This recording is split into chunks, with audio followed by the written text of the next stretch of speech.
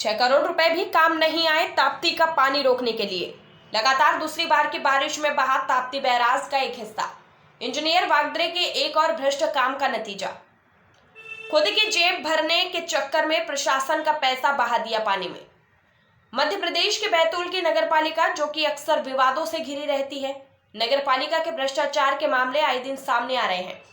यहां 10 वर्ष से अधिक समय से इंजीनियर के पद पर पदस्थ नगेंद्र वागदरे के भ्रष्टाचार की नई नई कहानियां सामने आ रही है, पर नगरपालिका के आला अधिकारी इन पर कार्यवाही करने के बजाय इन्हें उल्टा संरक्षण दिए जा रहे हैं। आपको बता दें कि 6 करोड़ की लागत से नगरपालिका ने ताप्ती नदी पर बैराज बनवाने का निर्णय लिया था, जो कि बारिश के पानी में लगातार दूसरी बार भी बह गया। इसके जवाबदेही इंजीनियर नगेंद्र वागदरे की बनती है, जिन्होंने बैराज के लिए निर्धारित मापदंड का ध्यान नहीं रखते हुए अपनी जेब भरने के लिए साठ गांठ कर शासन का करोड़ों रुपए पानी में बहा दिया। ताप्ती बैराज बनाने के उद्देश्य शहर में पेयजल की आपूर्ति किया जाना था, ताकि बारिश का पानी रोककर उसे नगर वासियों के घर घर तक पहुंचाया जा सके, और जो पैसा प्रतिवर्ष पारसडोह से पानी खरीदने में जो पैसा जाता है उसकी बचत की जा सके। पर यहाँ तो ये हाल हो गए हैं कि 2 माह भी ताप्ती से पानी सप्लाई करने की स्थिति में भी नहीं है। इसका यह अर्थ है कि जो पानी गर्मियों में खरीदा जाता था वह इस बार ठंड में ही खरीदना पड़ जाएगा, क्योंकि पेयजल की भारी समस्या गर्मियों में देखने को आती थी। अब यह स्थिति है कि इंजीनियर वागदरे की मेहरबानी से नगरपालिका को 6 करोड़ का चूना तो लगा ही, अब परसाडोह डैम से पानी खरीदने में नगरपालिका को लाखों का नुकसान होगा, वह अलग है। अब देखना यह है कि कितने दिन यह पानी नगरवासियों के लिए पर्याप्त हो पाता है, और इंजीनियर वागदरे पर बैतूल नगरपालिका के तेज तर्रार छवि वाले सीएमओ क्या। सर, ये ताप्ती बैराज का एक हिस्सा बह गया, तो अभी क्या स्थिति है वहाँ पर पानी? अभी ये ताप्ती बैराज का जो वहाँ से पानी का हिस्सा बहा था, जो ताप्ती बैराज हमारा बना हुआ है, तो 2020 में उसका आउटफ्लैंकिंग हुआ था। उसके बाद फिर क्या हुआ कि बाद में उसको ठेकेदार द्वारा भी, जो उसका ठेकेदार था उसी ने उसमें काम करवाया था, किंतु वो भी बाद में जब सक्सेस नहीं हुआ, तो फिर बाद में पानी रोकने के लिए नगर पालिका ने उसमें पानी रोकने के लिए, सिर्फ गर्मी के लिए अस्थायी रूप से मिट्टी का एक बांध बनवाया था, जो कि अभी फिर बारिश में वो तो अस्थायी रूप से था, इसलिए वो फिर कटा हुआ है। लेकिन अब अमृत 2 में जो है उस योजना के तहत उसमें फिर से स्वीकृत किया है शासन ने, और अब वो कार्य बाद पैसा आने के बाद चालू होगा। सर, अभी जो स्थिति है, ये लगातार दूसरी बारिश है जब ये ताप्ती बैराज का एक हिस्सा बह गया, तो इस पर पहले ही कार्रवाई क्यों नहीं की गई? चूँकि उसमें लागत अधिक राशि का काम होना है, ऐसी स्थिति में चूँकि निकाय की स्थिति नहीं है, निकाय ने इसमें अपनी तरफ से प्रस्ताव बना के शासन को भेजे थे, शासन के द्वारा उसको सेंक्शन किया गया है अमृत 2 में, तो उस पर काम होगा। और ये कार्य जो है उन्होंने जल संसाधन विभाग से कराएगी। कितनी लागत से बना था ये इससे पहले? जो काम हुआ है पहले, वो काम यथास्थिति में है, इस साइड से कटा हुआ है, और जिसको पहले काम हुआ है वो 6 करोड़ के आसपास हुआ है। क्या ऐसी स्थिति में जल संकट गहराएगा? नहीं, हम जल संकट अब गहराने की स्थिति इसलिए नहीं आएगी क्योंकि हमारे द्वारा फिर से मिट्टी का भी जब जैसे फ्लो खत्म होगा, मिट्टी का बांध बनाने के बाद उस पानी को रोक लेंगे, और पारसडोह डैम से हम पानी लेते हैं, तो उसमें कोई दिक्कत नहीं आएगी। माचना एनीकेट पर जो स्टाफ डैम बना है, उसको आपने निरीक्षण किया, क्या पाया है आपने?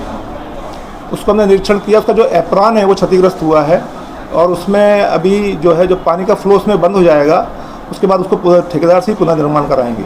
ये स्टाफ डैम जो बनाया गया था एनीकेट पे, किस उद्देश्य से बनाया गया था ये? इसका उद्देश्य था कि इसका जल संरक्षण करना, और जल संसाधन को, जल संरक्षण होने से क्या है कि उसका जो मूर्ति वगैरह का विसर्जन होता है, या अन्य जो कार्य, मान लो बारिश में भी यदि मान लीजिए पानी, जब गर्मी में पानी कम पड़ेगा तो अपन उसको एक्सेस पानी को ले सकते हैं। तो क्या जल संरक्षण हो रहा है अभी, जो अभी कंडीशन है? अभी चूँकि 1 ही साल हुआ है, तो अभी 1 साल के बाद इसकी स्थिति क्लियर होगी, क्योंकि अभी पानी रुका हुआ है, चूँकि पानी अभी ओवर हो रहा है, इसलिए अभी ये नहीं कहा जा सकता। तो कहीं ना कहीं ये स्टाफ डैम बनाने में कहीं ना कहीं कमी रही है। हाँ, थोड़ी एप्रॉन में थोड़ा सा कमी आई है, तो वो एप्रॉन का काम थोड़ा सा होमोजीनियसली नहीं हुआ है तो उसको करवाया जाए। इसकी जवाबदारी किसकी बनती है? अभी तो ठेकेदार का काम चल रहा है, जो ठेकेदार की जवाबदारी है ठेकेदार से कराया जाएगा। नहीं तो इंजीनियर भी तो देखता था, निरीक्षण करता था, तो उसकी भी जवाबदारी उसको भी संबंध में नोटिस जारी कर रहे हैं, नोटिस दिए जा रहे हैं, उससे भी जवाब लिया जाएगा।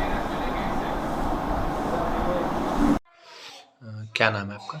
मैं शैलेंद्र बिहारिया, माँ शारदा सहायता समिति बैतूल से। शैलेंद्र जी, ये बताएं, ये जो बैराज की अभी स्थिति है, ये फूट गया है, अभी इस पर प्रशासन कोई ध्यान नहीं दे रहा, क्या लगता है क्या होगा आगे? ये जो ताप्ती बैराज से जो पानी रुकता था वो सभी आसपास के किसानों के लिए अमृत के रूप में काम करता था।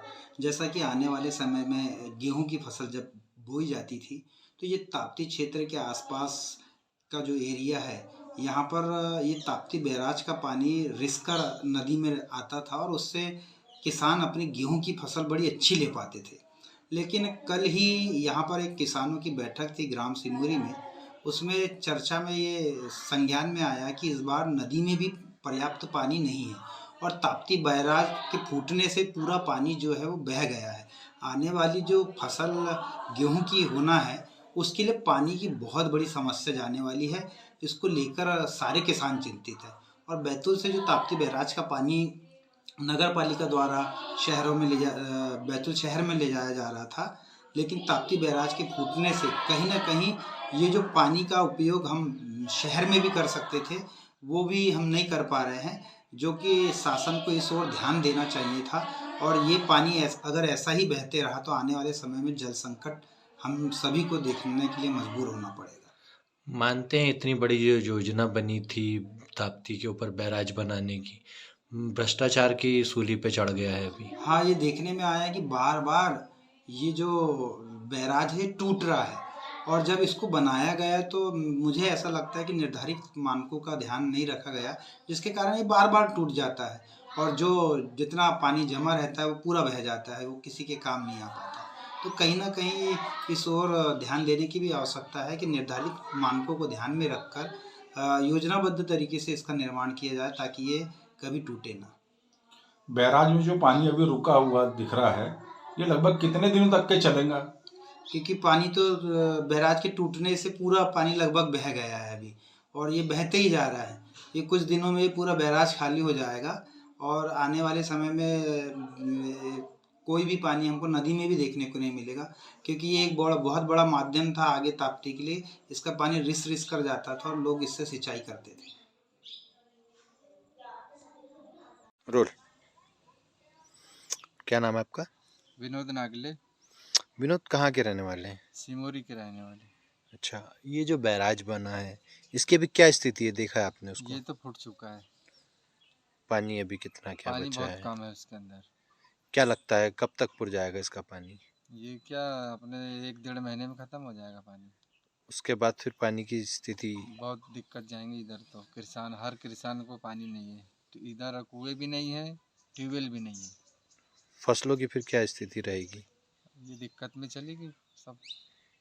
क्या लग रहा है इस बार गेहूं की फसल के तक पानी अपन को बस 4 पानी लगता है, तो वो 2 पानी मिलेगा अपन को।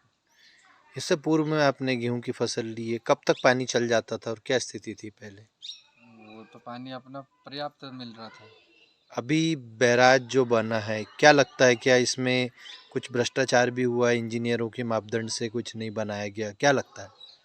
अब वो ऐसा तो लग रहा है अपन को भी। पूर्ण रूप से देखा नहीं गया उसको और वैसे ही बनवा दिया गया। वो पहले उन्हें पक्का न्यू ढूंढना था, उसके बाद में बनाना था। क्या लगता है ठेकेदार को फायदा पहुंचाने के लिए इंजीनियर और अधिकारियों ने मिलीभगत करके ये काम को लिपापोती कर दी? अपन तो वहाँ थे नहीं मौजूद। मानते हो इस चीज को देखते हुए अभी लग रहा है? ऐसा है कुछ।